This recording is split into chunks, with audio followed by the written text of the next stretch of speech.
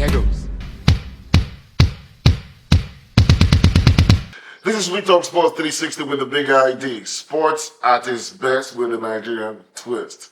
So we're talking about Euro 2024, the finals. Spain, La Furia Roja versus the Three Lions of England. The dynamics of them qualifying for the finals has been the talk, especially that for England. Well, for us who have said that England has been boring and has been tactless, they have defied all logic by playing poorly but getting to the finals.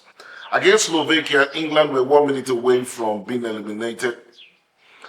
Jude Bellingham came to the rescue.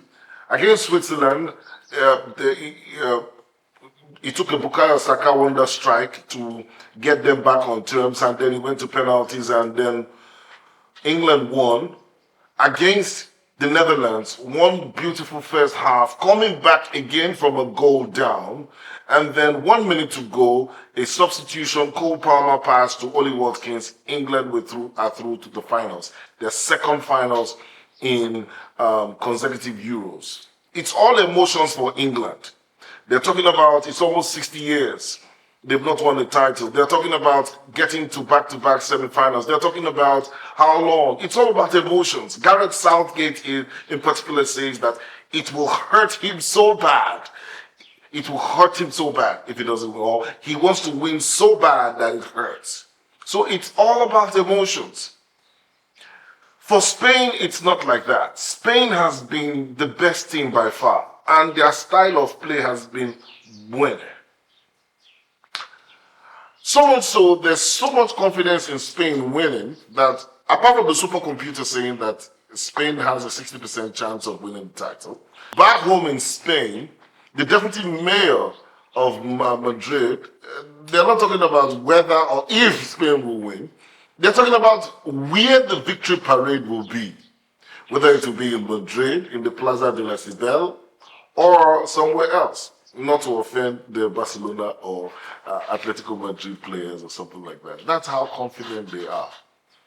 But like Gareth Southgate said, Gareth Southgate says that it will take a perfect match to ensure that to get England to a title, it will take a perfect match, a perfect strategy, a perfect formation.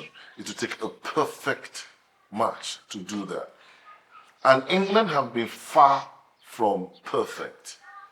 What has marked this English team out is their resilience, their never say die attitude.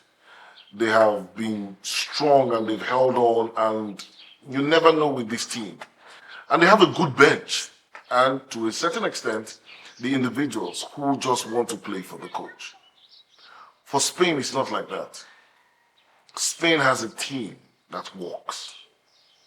So let's look at where the battle will be. The major battle will be in that midfield.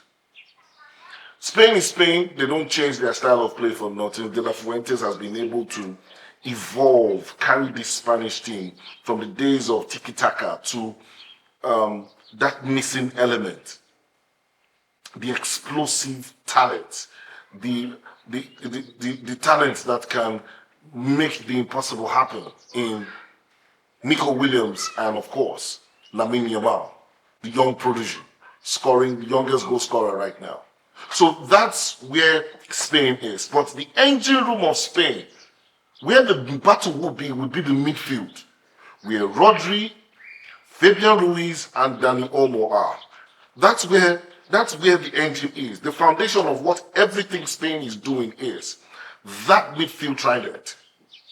Now, we all know the capabilities of Rodri. By far, for the past seasons, Rodri has been the best defensive midfielder in Europe. Well, Kante is no longer in Europe. He plays in Saudi Arabia. And in fact, even in this tournament, when both of them met, it was, yes, Spain that won the game.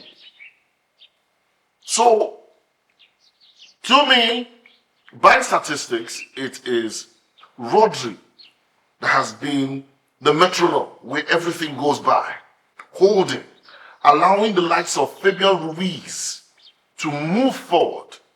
Now, if you look at the stats once again, I'm looking at it. Fabian Ruiz had more touches, more dribbles, and more tackles in the opponent's half than any other player in the tournament. And because Rodri protects them, it gives these guys, Dani Olmo and Fabian Ruiz, the license to roll. Fabian Ruiz has 4 assists while Dani Olmo has 5, the highest in the tournament. So that midfield trident is where the magic works, to free the wingers to cause havoc. So if, what's his name now, Gareth Southgate is to play the perfect game, the 3-4-3 formation that he applies, I don't know what he's going to do, probably flood that midfield. Deny Rodri and Fabian Ruiz the ball.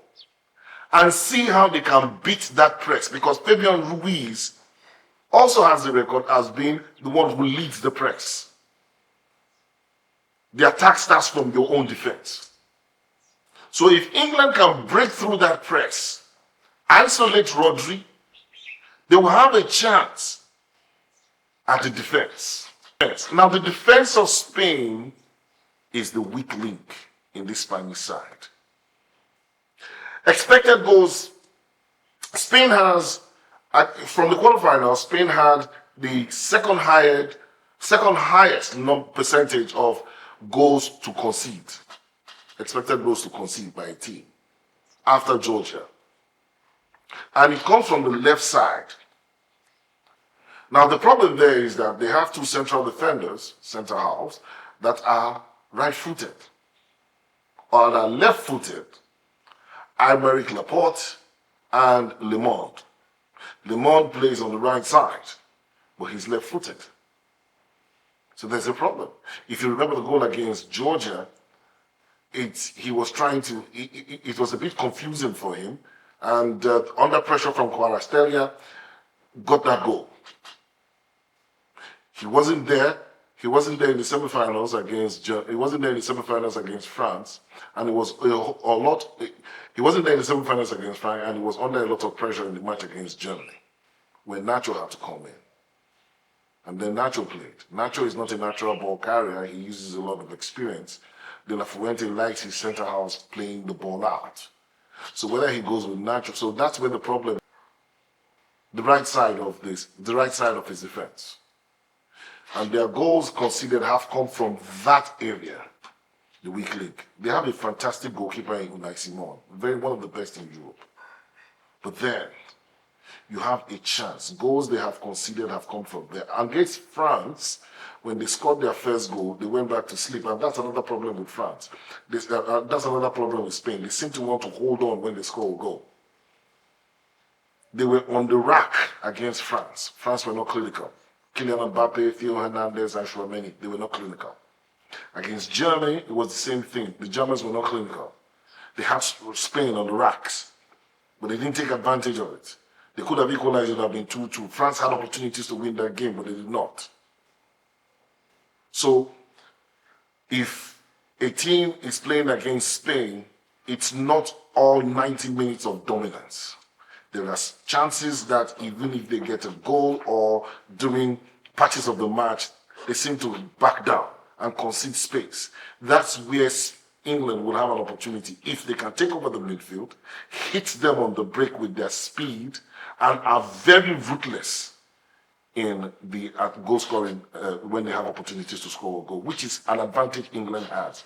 England has goal scorers. England is filled with goal scorers, so they can take their opportunities.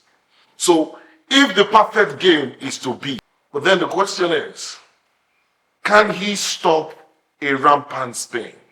Now, Spain has the X factor in Lamine Yamal and Nico Williams. Explosive. These guys can take on defenders and run at defenders. So it is now left to the combination of the fly halves and the defense to see how they can stop them. I'm not worried about Kyle Walker. I'm worried about the left side of England. Also that same left side. Who would it be? Would it be Trippier or Luke Shaw? Would they be able to manage the explosion? Or would they be able to starve them off the ball? and push them back. The perfect strategy might just win it for England. But Spain are already preparing their way to celebrate. What do you think? It's a few hours. Post your comment, like this video, and let's see if we will get it right. Like I said, I'm going along with the supercomputer that says Spain has a 60% chance. Usually matches like this end up being an anticlimax. It might just be a whitewash. But Southgate, he has had a roller coaster ride. They've doubted him. They've said that he can't do it. And the brother is in the finals for the second time. He must have something up his sleeve. He might just have that perfect game. I don't know. Frankie David Alaba is the name. Talking sports. That's my game. Hit that like button. Subscribe to We Talk Sports. And we'll have more of this. Okay? Catch you soon. I wanna keep this moment always be.